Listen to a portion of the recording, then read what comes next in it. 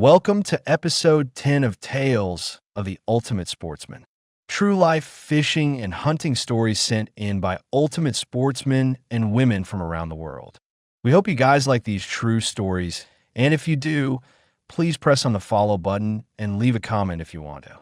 Thanks, and see you next episode. Take care out there, and the best of luck. Sixes River Salmon by Margaret Walker, Gold Beach, Oregon. Here's my true fishing story. I was tired of fighting the crowds and private access to all the good salmon fishing holes on the Elk and Sixes rivers here in southern Oregon. So this year I finally got a float tube, of sorts. Just before daylight on a cold December morning, I made my maiden voyage. I had planned on taking a short drift down the Sixes River. There was a lot of brush and many downed trees on this stretch of the river. So just getting through this part of the river was my main concern. Right off the bat, I ran under some brush, but I soon got the feel of how to handle the float tube. So I began looking for a hole to anchor and fish in. I found what looked to be a good spot and dropped my anchor. I fished this hole for about an hour when I decided I needed to fish a little lower. So I tried to pull the anchor and discovered that it was stuck under a rock.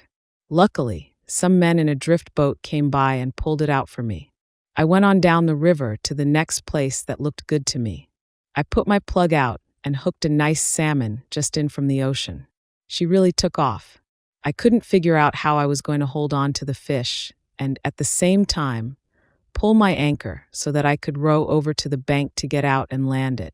Finally, after what seemed like hours, the fish got tired and came back up into the hole. The next major problem I had was figuring out how I was going to net it. It was very difficult to get any leverage on the net, but somehow my luck was holding and I was able to get it netted. Good enough for me. I went downriver with a 22-pound fish. The next morning I could hardly wait to get back on the water. I put in at the same spot as the day before, but this time I headed toward the opposite side of the river. There was a big downed tree on that side and the water was really moving fast. I lined up to make the run through and gave a hard pull on my right oar. Just as I reached the fast water, the oar came out of the oar holder and fell in the river. Next thing I knew, I was tipped sideways and hung up on the tree. Good thing I had my life jacket on. I managed to get hold of the raft and swim as hard as I could for the gravel bar. Somehow I made it. I looked up just in time to see my lost oar coming right at me. My hair and my jacket were wet, but aside from my hurt pride, I was in good shape. I was happy to discover that my neoprene waders had also helped me to stay afloat. I decided to call it a day, as I was really starting to get cold, so I headed downstream again. I soon came to a good hole that I just couldn't bear to pass up, so I anchored the float tube and put my rod out. Well, you guessed it. The rod went off, fish on. This time there was no doubt that I had to get to the bank to land this fish. He almost pulled me out of the raft. I put the rod in the rod holder, pulled the anchor, and headed for the nearest bank. The bank looked pretty steep, but I decided it was better than nothing. Once I reached the bank, I dropped the anchor in again. There was a lot of slack on my line, so I figured that the fish was probably gone. But oh yes, he almost pulled me under when I caught up to him. I stepped out into the water and discovered that it was up to just under my armpits. At about that time, a guide boat came by and told me to hold on. He would try to net the fish for me. We finally got it to the bank. A beautiful 36-pound salmon. The guide hit it with his fish whacker, and we put him up on the gravel bar. I had decided to try for one more when, suddenly, I looked up and saw my raft floating off down the river. Lucky for me, the guide that had helped me land the 36-pounder was still in the area. So he rowed down and caught the raft. I went back out to my spot and started fishing again. After about 30 minutes with no action, I realized that I wasn't in the same place, so I tried to pull the anchor and discovered that it was stuck again.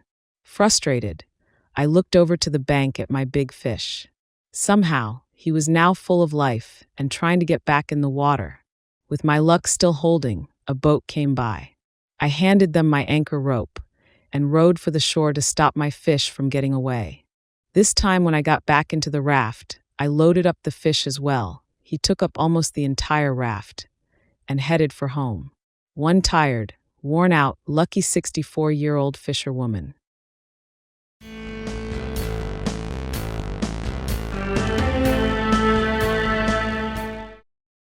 Golden Boy by William Bolton, Sewanee, Georgia. During high school, way back in the 60s, a couple of friends and I would spend our Georgia summers at my grandpa's old cabin on Tybee Island near Savannah.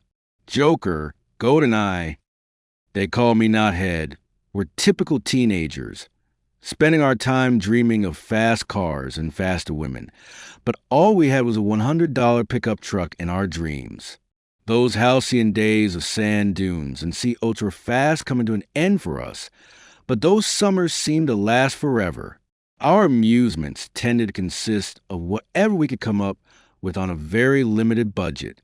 Joker concocted funny stunts to pull, Goat collected articles and pictures of GTOs, and I practiced tying knots. I still do. I'm easily amused. One of our favorite things to do was to take Gramps' dinky John boat down to the shore. Using an old net, we would try to catch some fish. This is probably illegal now, maybe it was then, but it was a different time and we were still innocents. Although we didn't think so at the time. Joker had an acne problem. Sound familiar? And in the middle of his chest, he had a quite large and nasty-looking pimple. This was the inspiration for one of his better stunts. Whenever we pulled up the net, a crowd of tourists, landlubbers mostly, would come running down the beach to see what we had dragged in. Sometimes we would get a small manta, ray among our catches. So Joker, he prefers that I use his nickname to protect his anonymity, decided to hold a manta to his chest while pretending that he was trying to rip it off. Mantas don't sting. And while it was riding around, he would run screaming onto the beach between the tourists and yell, "Get off! Get it off! It's poisoning me!" Then, after flinging the manta back into the water, he would flop down on the sand and go into mock convulsions. After a few of these rehearsals, Gold and I came up with a stunt, but we neglected to inform Joker of our plan.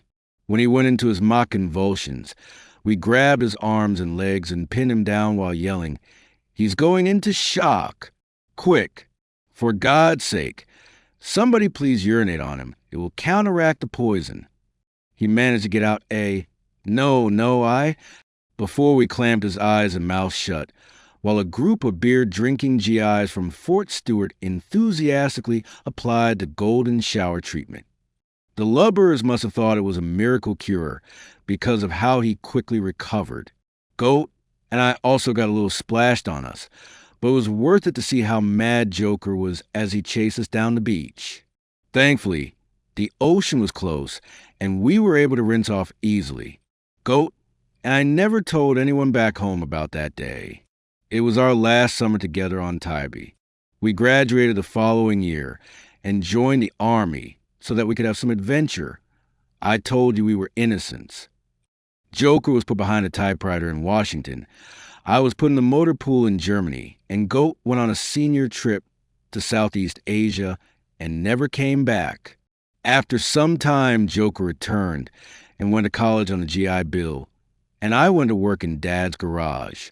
Joker must have learned something in D.C. because he started an accounting firm after college and became ultra successful by having several major defense contractors as clients.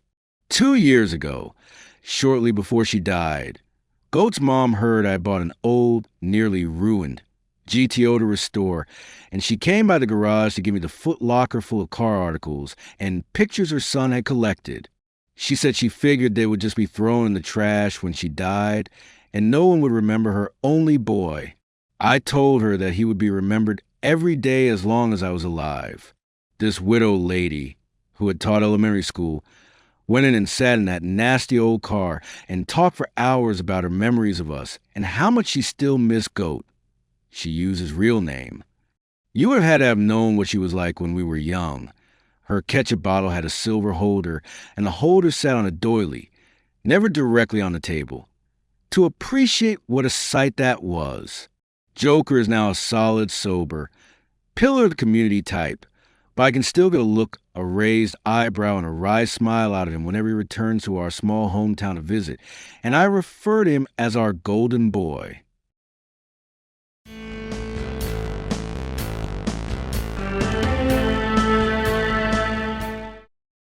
Bigfoot. Dr. Matthew Johnson's encounter with Bigfoot, July 1st, 2000. Grants Pass, Oregon. Where to begin? Rochelle and I had taken our kids to the Oregon Caves National Park in Southern Oregon. We ate lunch at a picnic table and then took a tour of the caves. The caves were spectacular. If you haven't seen them before, they are a must-see experience. Upon our exit of the cave, everyone usually turns to the right to go back down to the gift store and lodge. We are fresh from Alaska, however, and love to hike in the outdoors.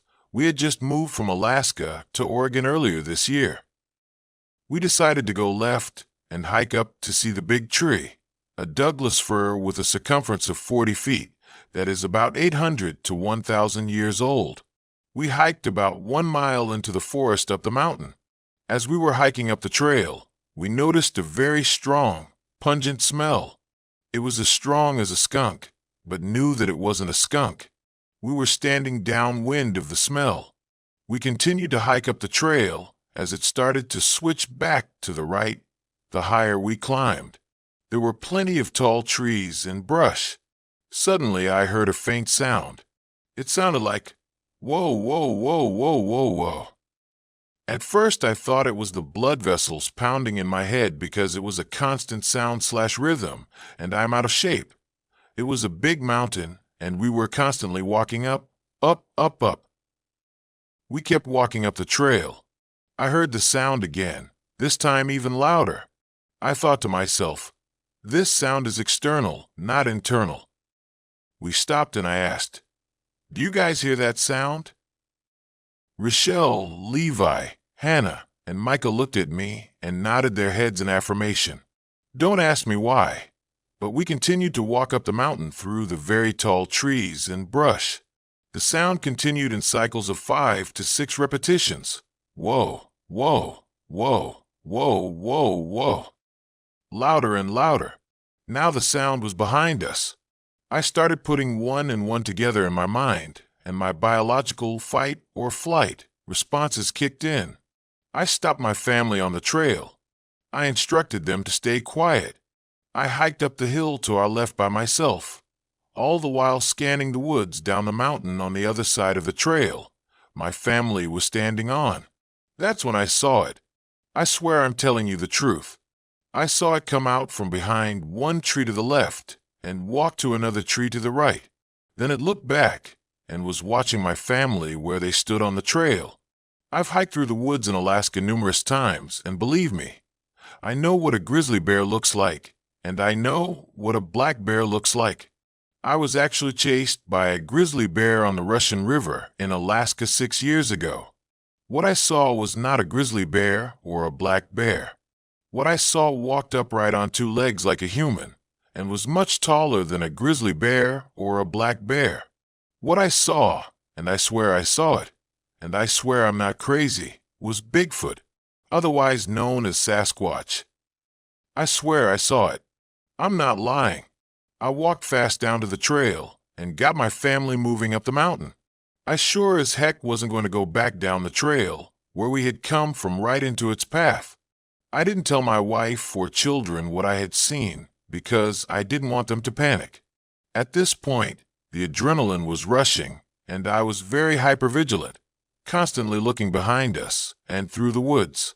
The sound stopped, but I wasn't convinced we were safe. When we got to a place where the kids could stop and sit on a fallen log to rest and drink some water, I pulled Rochelle away and told her that she wasn't going to believe what I had seen. She believed me right away. She had smelled the foul odor and had heard the repetitive cycles of whoa, whoa, whoa, whoa, whoa. And she knows I'm not crazy. I asked her to keep the kids going and said that I would stay at the back to keep my eyes on what was behind us. I told her that if anything came up from behind us or through the woods from the side of us, I would run interference to protect them. I told her that if this happened, I wanted her to run the kids on the trail. Don't stop, and don't look back. We agreed not to tell the children because we didn't want to panic them. We never heard the sounds again, and I never saw anything after that. We finally made it out of the woods about 1.5 hours later. We sent the kids into the gift store to look for a gift because we had promised to buy them something if they were good hikers and didn't complain. Rochelle and I sat on the bench outside the gift store and talked about the pros and cons of whether or not to report what we had smelled, heard, and saw. I didn't want people to think we were crazy. Rochelle said it was up to me. I decided that I wasn't going to keep this a secret because it was real and I know I'm sane. I remembered reading about how the albino gorilla was a myth/legend in Africa for quite some time until someone finally captured one. Well, I'm here to tell you and the world today that Bigfoot/Sasquatch is not a myth/legend. The animal really and truly does exist. After we made our decision, Rochelle went into the gift shop with the kids. I walked to the park headquarters and reported what I had seen to a ranger. I sat in the chair stunned, and then I began to cry. All of these emotions that I had been stifling began to surface now that my family and I were safe. You don't know how vulnerable I felt being so far out in the woods without the ability to protect my family in that kind of situation. I told the ranger that I was not crazy. I gave her my business card. I'm a licensed psychologist in private practice. I told her that I have 2 master's degrees and 1 doctorate degree, and that I am an intelligent person. I told her that I know what I smelled, heard, and saw. In between the tears and my shaking, I told her that I had seen Bigfoot. She believed me. She didn't think I was crazy. She said that there's a lot about our world that we don't know, and that we are discovering new species all the time. She took my story, Rochelle's story, and Levi confirmed what the noise sounded like. I was the only one who had seen Bigfoot because I had hiked up off the trail high enough to see him. I can't tell you what Bigfoot looked like other than he was very tall, looked half human and half ape, walked upright, and had very dark hair, a mix of very dark brown and/or black hair. It had happened way too quick, and all I could think about after I saw it was to get my family the heck out of there. Rochelle and I are willing to talk with anyone. We don't believe that it is right to have this kind of experience and to hide it from the rest of the world. Please feel free to pass this on to anyone you think would be interested in hearing the truth. I swear that this is a true story that just happened today, July 1st, 2000. Shortly after 5 p.m.,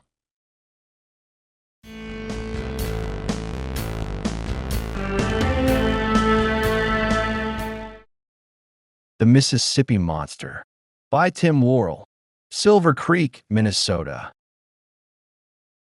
A few months ago, I got a call from Gene, a good friend of mine. We try to go hunting at least once a year, but this time Gene wanted to go fishing. I suggested that we try the river, as I had heard that the bass were biting. We got to the river and went to my favorite spot. Right away, we started catching small walleyes, fishing with jigs, minnows, and leeches.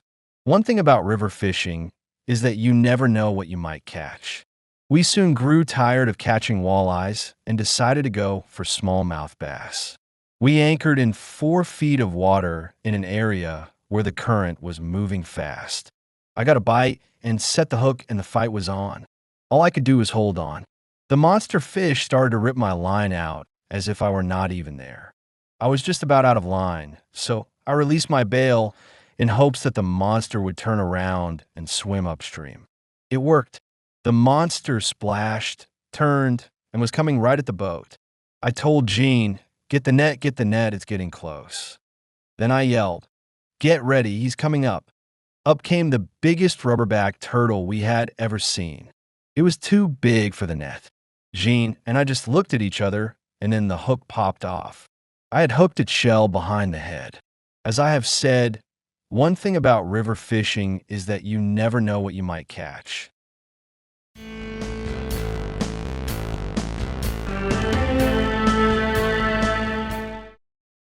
That's it for episode 10 from Tales of the Ultimate Sportsman. We hoped you liked it, and if you did, hit that subscribe button. Till next time, see ya.